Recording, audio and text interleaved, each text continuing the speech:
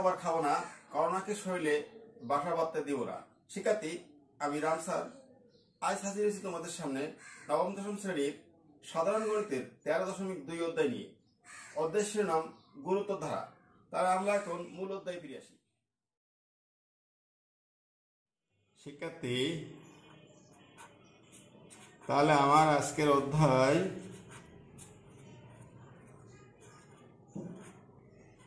13.2। সবাই একটু খেয়াল করি, মনোযোগ দিয়ে।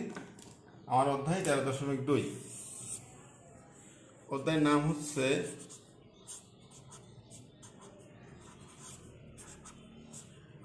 গুণোত্তর ধারা। তোমাদের প্রথমে বুঝতে হবে আসলে এই ধারাটা কি। দেখো, আমি একটু তোমাদের জিনিসটা বুঝাই। মনে করো আমি লিখলাম 3 + 6 + 12 + 24 +... এই ধারায় তোমরা একটা জিনিস খেয়াল করো একটু। যদি বলি 6/3 = 2, যদি বলি 12/6 2, 24/12 2, তাহলে আমি এখানে আসলে কি করলাম তোমরা একটু ভালো করে খেয়াল করো, মনোযোগ দিয়ে। আমি এখানে করলাম যে দ্বিতীয় পদ ভাগ প্রথম পদ, রেজাল্ট 2। তৃতীয় পদ ভাগ দ্বিতীয় পদ, রেজাল্ট 2। চতুর্থ পদ ভাগ তৃতীয় পদ, রেজাল্ট 2। তাহলে এখানে আসবে যে গুণোত্তর ধারা কাকে বলে। আমরা বলবো কোনো ধারার যে কোনো পদ ও তার পূর্ববর্তী পদের, কোনো ধারার যে কোনো পদ ও তার পূর্ববর্তী পদের ভাগফল বা অনুপাত যদি সর্বদা সমান হয় তাকে গুণোত্তর ধারা বলে। আবার বলি, কোনো ধারার যে কোনো পদ ও তার পূর্বের পদের বা পূর্বপদ দ্বারা ভাগ করলে যদি রেজাল্ট সবসময় একই হয় সেটাই গুণোত্তর ধারা। তাহলে 6/3 2, 12/6 2, 24/12 2, প্রত্যেকটা রেজাল্ট একই আসছে, এটা হচ্ছে গুণোত্তর ধারা। এখন আমি আসি অধ্যায়ের সূত্রগুলো। শিক্ষার্থী, অঙ্কের মূল বিষয় হলো সূত্র। কোনো অধ্যায় শুরুর আগে তোমাকে সে অধ্যায়ের সূত্রাবলী ভালো করে জানতে হবে। একটা অধ্যায়ের সূত্র পারো তাহলে অঙ্ক পারবে। সূত্র অঙ্ক বলে দেবে যে কি হবে। প্রয়োজনীয় সূত্রাবলী নাম্বার 1, প্রশ্নে আসবে n-তম পদ ইকুয়াল a × r⁻n−1। নাম্বার 2, আমরা 2 নম্বরে বলবো যে সমষ্টি। দেখো,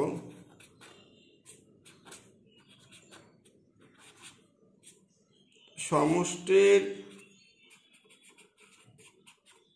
সূত্র 2টি। নাম্বার 1, যদি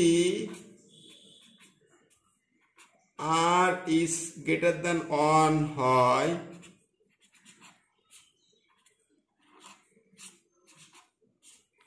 তবে সমষ্টি, ভালো করে বুঝতে হবে,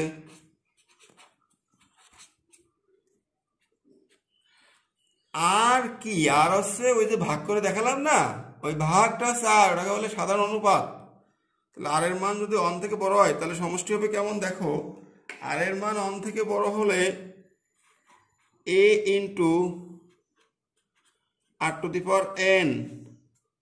r⁻n−1 বাই r−1। কথা হচ্ছে আমি যে অনুপাতটা পাবো তাকে তুলনা করতে হবে 1 এর সাথে, সেটা যদি 1 থেকে বড় হয় তাহলে এই সূত্র। 2 নাম্বার, যদি r <1 হয় তবে সমষ্টি a × 1−r⁻n বাই 1−r। শিক্ষার্থী, তাহলে একটু বোঝার আছে এখানে। সমষ্টির সূত্র 2টি। যদি আর এর মান 1 থেকে বড় হয় তবে সমষ্টি এইটা, a into r to the power n minus one by r minus one. যদি আর এর মান অন থেকে ছোট হয়, আর এর মানটা অন থেকে ছোট হতেই পারে, এরকম হলে সমষ্টি এটা, তাহলে আমাকে মূলত এইটা আর এটা মনে রাখতে হবে আর সবসময় তুলনা করতে হবে যে আর এর মানটা কেমন হলো। এখন আমি অক্ষরগুলো চিনি, এখানে অক্ষরগুলো কি দেখো, অক্ষর পরিচিতি। এখানে এটাকে বলা হবে প্রথম পদ,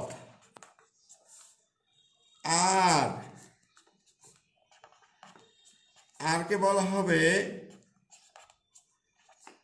সাধারণ অনুপাত। এটা বের করবো কিভাবে সবসময়, দ্বিতীয় পদ ভাগ প্রথম পদ। তাহলে শিক্ষার্থী অক্ষর পরিচিতি আমাদের হয়ে গেল। খেয়াল করি, এ হচ্ছে প্রথম পদ আর সাধারণ অনুপাত, অনুপাত বের করার নিয়ম দ্বিতীয় পদ ভাগ প্রথম পদ। আমরা সকল সময় আর এর মানটা বের করব কিভাবে, এই আর বের করব দ্বিতীয় পদ ভাগ প্রথম পদ। তাহলে বুঝি এ প্রথম পদ আর সাধারণ অনুপাত, তাহলে আর বের করতে হবে কি দ্বিতীয় পদ ভাগ প্রথম পদ। এখন অঙ্কে শিক্ষার্থী আমাদের অঙ্ক শুরু হয়েছে 5 থেকে। খেয়াল করো, 64, 32, 16, 8 ডট ডট ধারাটির অষ্টম পদ নির্ণয় করো। আমরা অঙ্কটা সলভ করি। শিক্ষার্থী অঙ্ক নম্বর 5,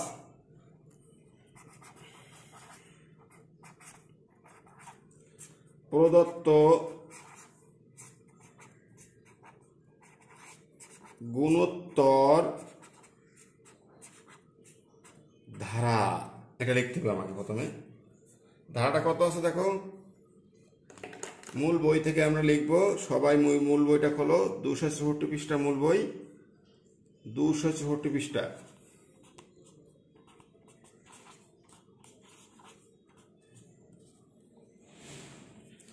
বলা হয়েছে অষ্টম পদ, এই অষ্টম পদ বের করতে হবে। তাহলে শুরুতেই প্রথমে ধারাটার অক্ষর পরিস্থিতি বা কি আছে এগুলো কি হবে, এটা বলছি 13.1 বলছিলাম। এখানে লিখতে হবে, এখানে গুণোত্তর ধারার প্রথম পদ এ সমান 64, এটা লিখতে হবে তোমাদের। এরপর গুণোত্তর ধারার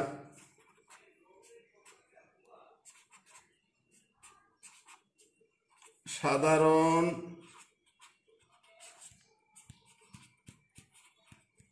অনুপাত আর ইকুয়াল দ্বিতীয় পদ ভাগ প্রথম পদ, কাটাকাটি করি 1/2। তাহলে আর এমন পেয়ে গেছি। এখন আমার চাইছে অষ্টম পদ, যে পদই বলুক আমাকে লিখতে হবে জানি n তম পদ।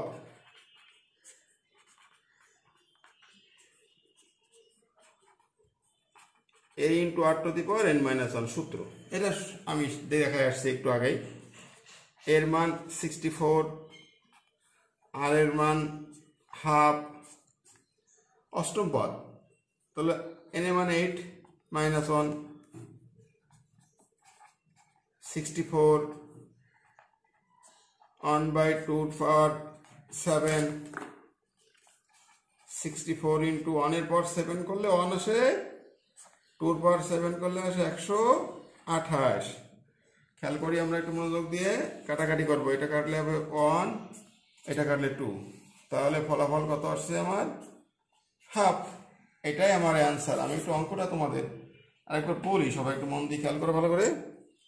এ হলো আমার মূল অঙ্ক উঠাইছি। প্রথম পদ এ সমান 64, অনুপাত দ্বিতীয় পদ ভাগ প্রথম পদ 1/2, জানি n তম পদ a আর n মাইনাস 1, এর মান 64 আর এর মান হাফ, অষ্টম পদ বলে n এর মান 8 মাইনাস 1 7, 1 এর পর 7 করলে 1, 2 এর পর 7 করলে 128, কাটাকাটি করলে 64 1 128 2। নেক্সট 6 নম্বর অঙ্ক, 3 + 9 + 27 ধারাটির প্রথম 14টি পদের সমষ্টি। খেয়াল করো, সমষ্টি বের করতে গেলে কিন্তু একটা কথা আছে, আর এর মানকে তুলনা করতে হবে অনের সাথে, এটা খেয়াল রাখতে হবে। 6 নম্বর অঙ্ক, 3 + 9 + 27 ধারাটির প্রথম 14টি পদের সমষ্টি। খেয়াল করো, সমষ্টি বের করতে গেলে কিন্তু একটা কথা আছে, আর এর মানকে তুলনা করতে হবে অনের সাথে, এটা খেয়াল রাখতে হবে। 6 খেয়াল করি, প্রদত্ত ধারা বা গুণোত্তর ধারা যাই বলো তোমরা, অঙ্কটা উঠাইতে হবে আমাকে। 3 + 9 + 27 + dot dot dot dot dot dot dot বলছে কি, চয় ঔকার দয় দয় 14 পদের সমষ্টি।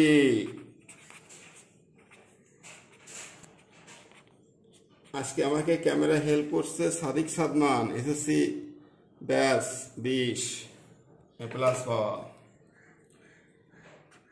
এখানে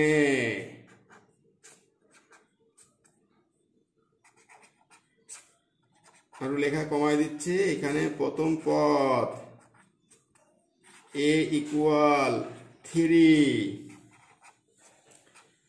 সাধারণ অনুপাতকে লিখবো অনুপাত, সাধারণ অনুপাত। r = কি শিখছি, দ্বিতীয় পদ ভাগ প্রথম পদ 3।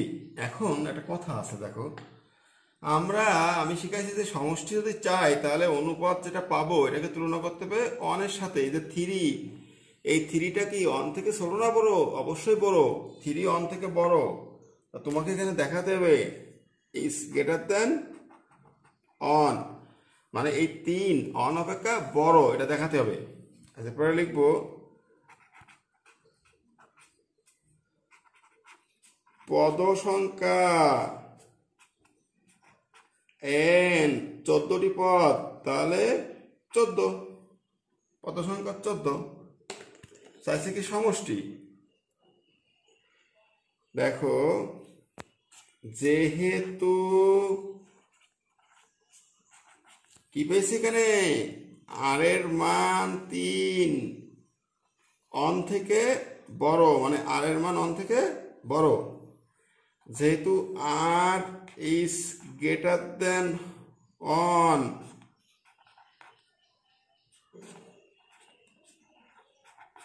সেহেতু সমষ্টি। সূত্র সবাই বলো।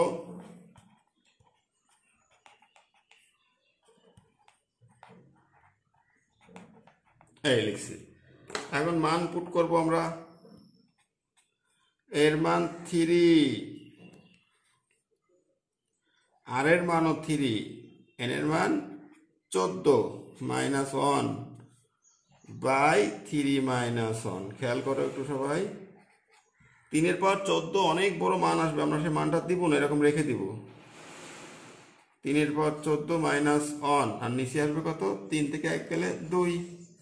তাহলে আমরা একটু শর্টকাটে করি জিনিসটা এরকম যে, নিচের 2টাকে এখানে আনলাম, দেখো 3/2 ইন্টু 3 পাওয়ার 14 -1, এটা ব্র্যাকেট দিয়ে রাখলাম, এটাই আমার অ্যান্সার। আমি একটু অঙ্কটাকে ফিনিশিং দিয়ে রাখবো, তোমরা দেখো। এটা হচ্ছে আমার মেইন অঙ্ক। প্রথম পদ 3, এই লিখছি। অনুপাত আর এর মান 9/3 আসছে। সমষ্টি বললে আর এর মানকে তুলনা করবো অনের সাথে। দেখো, আর এর মান 3 অন থেকে বড়, এই দেখাইছি আমি। পদ সংখ্যা n = 14 সমষ্টি, যেহেতু আর এর মান অন থেকে বড় সেহেতু সমষ্টি, এই সূত্র।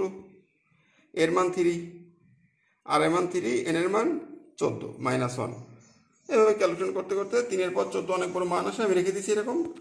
এরপরে নিচের 2টা এখানে আনলাম।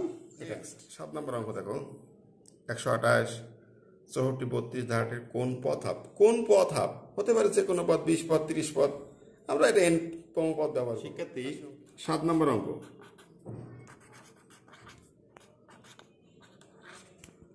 প্রদত্ত ধারা, সবাই খেয়াল করি,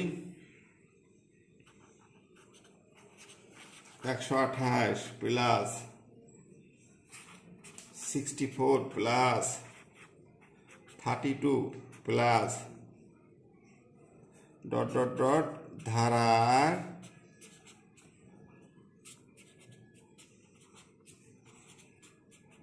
কোন পথ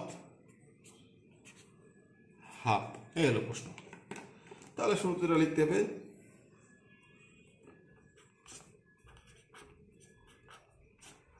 এখানে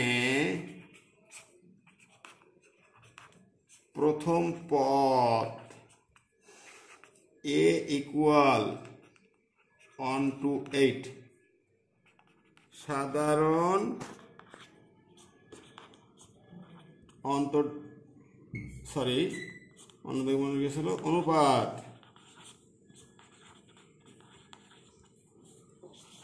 অনুপাত আর ইকুয়াল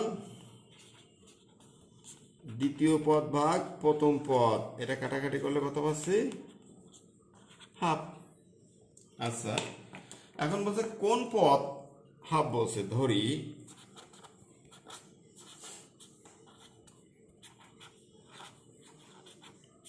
n-তম পদ ইকুয়াল হাফ, ধরে নিলাম n-তম পদ। তাহলে আমরা সবাই n-তম পদের সূত্রটা জানি। সূত্র হচ্ছে a into r two the power n-1 equal half. এখন আমি মান পুট করব। এর মান 128 ইন্টু আর এর মান হাফ, তার পাওয়ার n-1 ইকুয়াল হাফ। বা দেখো সব জায়গায় কিন্তু 2 2 আছে, তো আমি এটাকে 2 আকারে আনবো। 128কে 2 আকারে আনতে গেলে 2 পাওয়ার 7 দিলে 128 হবে। আর এখানে একটা জিনিস খেয়াল করো যে এই 1 এর পাওয়ার n-1, 2 এর পাওয়ার n-1, তাহলে 1 এর পাওয়ার যাই দিই সেটা 1, আর নিচে 2 এর পাওয়ার n-1 ইকুয়াল হাফ। এখন আমরা সাধারণ গণিতের 4.1-এ শিখছিলাম, দেখো এক্স ইনভার্স অন, এইটাকে লেখা যায় 1/x।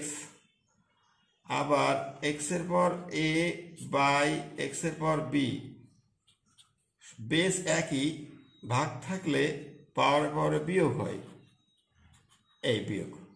তাহলে আমি এখন যেটা বলতে চাচ্ছি তোমাদের কাছে, দেখো এই জিনিসটা এই 2 এর পাওয়ার 7 আর এইটা এর সাথে এটা কি ভাগ সম্পর্ক, ভাগ থাকলে পাওয়ারে পাওয়ারে বিয়োগ হয়। 2 এর পাওয়ার 7 বিয়োগ n বিয়োগে বিয়োগে যোগ 1 ইকুয়াল, খেয়াল করি আমি একটু ডান দিকে, দেখো এক্স ইনভার্স অন সমান 1/x, তাহলে 1/x মানে এক্স ইনভার্স অন, অর্থাৎ 1/2 মানে কি 2 ইনভার্স অন। বা বেস বেস বাদ দেবো, 2 2 বাদ দিলাম, 7 আর 1 8 বিয়োগ n ইকুয়াল -1। বা 8 থাকলো, এই -1 এ বসে আনলাম, +1, n এর আগে মাইনাস হয়ে গেল প্লাস। তাহলে অতএব n ইকুয়াল 8 আর 1 9। আমি প্লাস ফিনিশিং দিই, খেয়াল করো। প্রথম পদ a ইকুয়াল 128 অনুপাত দ্বিতীয় পদ ভাগ প্রথম পদ লিখছি। বলছে কোন পদ হাফ? ধরি n-তম পদ হাফ, n-তম পদের সূত্র লিখছি, এটা ইকুয়াল হাফ, এর মান 128 আর এর মান হাফ, এরপর n-1 লিখছি। এরপরে দেখো সব 2 আকারে আছে এখানে, তাহলে 128 কি লেখা যায় 2 এর পাওয়ার 7 লিখছি। এরপরে এই যে হাফের পাওয়ার n-1, এটা 1 এর পাওয়ার আবার 2 এর পাওয়ার, 1 পাওয়ার যাই হয় সেটা 1, তাহলে 2 এর পাওয়ার কত হবে n-1, এই হয়েছে n-1 ইকুয়াল হাফ। এখন দেখো আমি ডান দিকে একটু জিনিস খেয়াল করো তোমরা, এরকম ভাগ থাকলে বেস একই কিন্তু ভাগ পাওয়ারে পাওয়ারে বিয়োগ হয়। তাহলে এই দিকটা আসি, এইটা ভাগ এইটা ভাগ সম্পর্ক পাওয়ারে পাওয়ারে বিয়োগ হয়েছে ইকুয়াল 1/2 2 ইনভার্স 1। তাহলে এই 2 আর এই 2 বাদ দিলাম, দিলে পাওয়ার পাওয়ার সমান হলো এই 7 আর এই 1 8 8 বিয়োগ n ইকুয়াল -1, এসে লিখছি। এখন করছি কি, বাম পাশে সংখ্যা আনছি, যে -1 কে পাশে আনলে +1 আর n পাশে গেলে +n, তাহলে n ইকুয়াল 9। এটা ক্ষেত্রে 8 নাম্বার, একটি গুণোত্তর ধারার পঞ্চম পদ এত, দশম পদ এত, ধারার তৃতীয় পদ কত? তৃতীয় পদ মানে কি? তৃতীয় পদ এ আর 3 - 1, তাহলে এর মান লাগবে আর এর মান। শিক্ষার্থী 8 নম্বর অঙ্ক আমরা লিখব। প্রথমে লিখতে হবে ধরি গুণোত্তর ধারার প্রথম পদ, এখানে কোনো পদ নাই বলে আমি ধরে নিচ্ছি, গুণোত্তর ধারার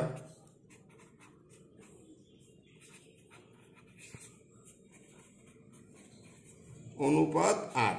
আচ্ছা, এখন কন্ডিশনে কিন্তু ছিল পঞ্চম পদ দেওয়া ছিল, তাহলে লিখব পঞ্চম পদ ইকুয়াল, কোশ্চেনে আছে 2√3/9। খেয়াল করো পঞ্চম পদ, একটু আমরা ডান দিক খেয়াল করি। আমরা সূত্রে শিখছি n-তম পদ এ আর n-1। খেয়াল করো n-তম পদ এ আর n-1, যদি বলি 7তম পদ, তাহলে n এর জায়গায় 7 বসবে, যেতম পদ বলো n এর জায়গায় তাই বসবে, n এর জায়গায়। তাহলে পঞ্চম পদের সূত্র লিখি আমরা এ আর 5-1 ইকুয়াল 2√3/9। তাহলে কি পাচ্ছি দেখো, এ আর 4 ইকুয়াল 2√3/9। আমরা বলবো এইটাকে বলবো ইকুয়েশন নাম্বার 1।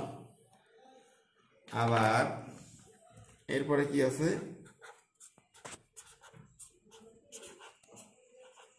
আবার বইয়ে বলা আছে দশম পদ, তাহলে কি এখন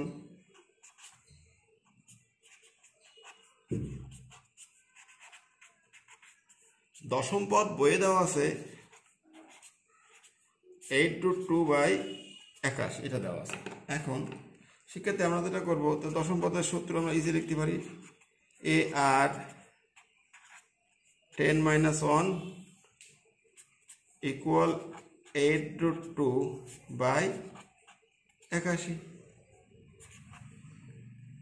বা এ আর 9 equal 8√2/81, equation number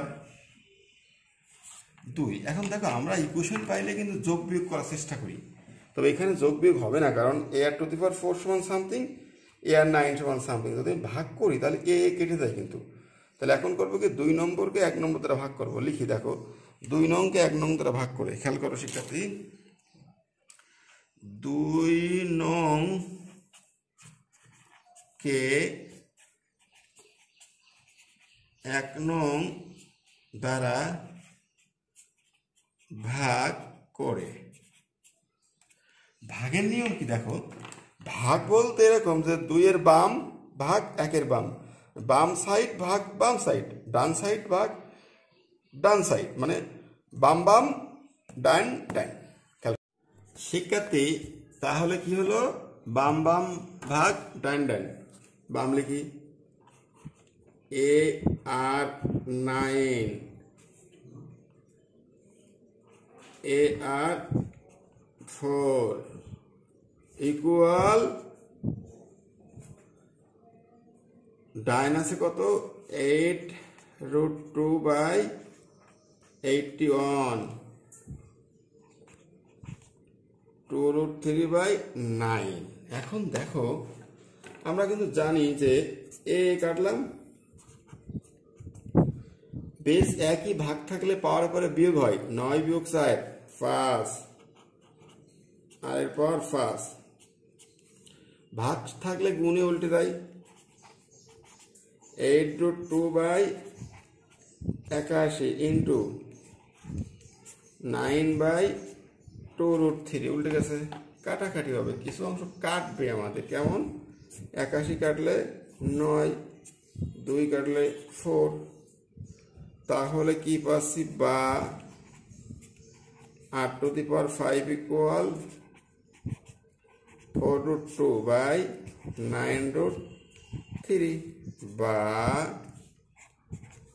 r⁵ equal, দেখো এখানে কিন্তু পাওয়ার 5, তাহলে এখানে এমন কিছু আমি লিখবো যার পাওয়ার 5 হতে হবে। তাহলে কি হলো, 5 বাদ যাবে। এখন আমি এখানে কি লিখবো, দেখো আমি আন্দাজে লিখছি √2/√3, তোমরাও আন্দাজে লিখতে পারবে।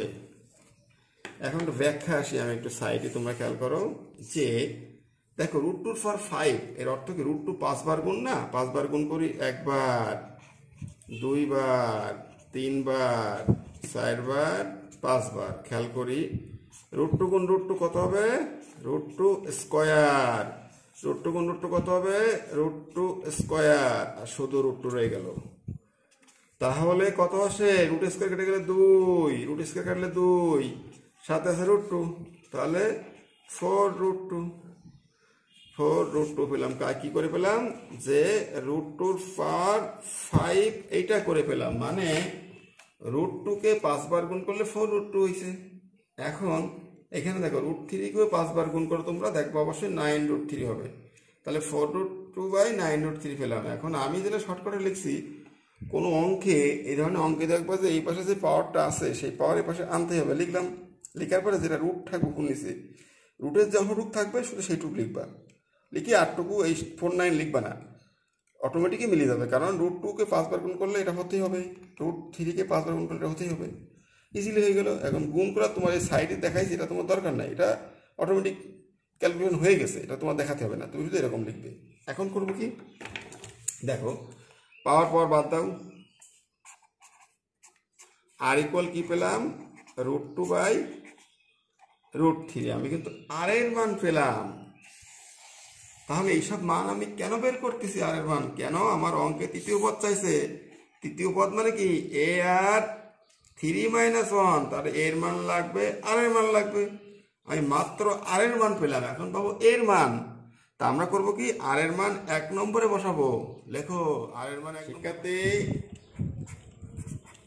মনোযোগ দাও, আর এর মান